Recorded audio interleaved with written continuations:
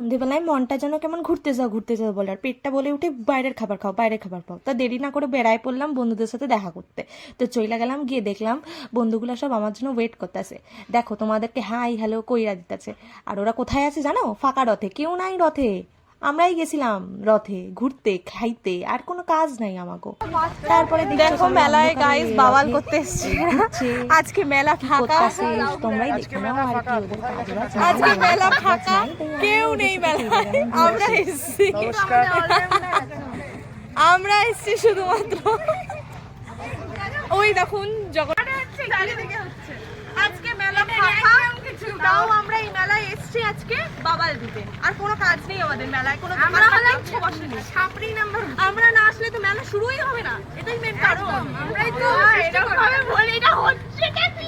তারপরে দেখো মেলায় কত রকমের দোকান দিয়েছে, মিষ্টির দোকান। এগুলো তো মেলায় এসে না কিনলে তো হবেই না, এটা তো আমাদের মেইন মেলায় কিনতে হবে।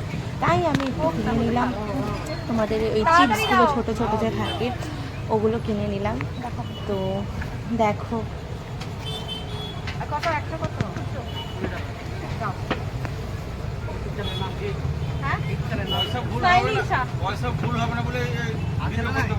না না না না ভ্লগ আছে।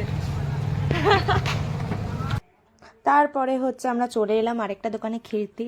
তো কাটলেট নিয়েছিলাম আমরা, একটা চিকেন কাটলেট আর সেই চিকেন স্টিকগুলো। তো এখনও আমাদের খাবার আসেনি, আসবে, আসলে তোমাদের সাথে শেয়ার করব। আমরা এখানে সবাই আড্ডা মারছি, বসে বসে গল্প করছি।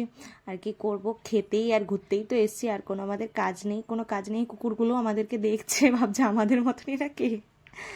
তারপরে আমার ফ্রেন্ডসরা হাই হ্যালো করে নিচ্ছে। আর এই ফ্রেন্ডের কি হাসি বুঝতে পারি।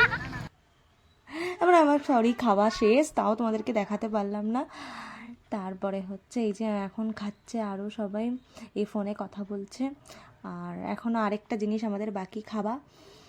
তারপরে এই যে চলে এলো আমাদের চিকেন কাটলেট দিয়ে খাচ্ছি। ও দেখাচ্ছে ওটা, আমি দেখাচ্ছি এটা।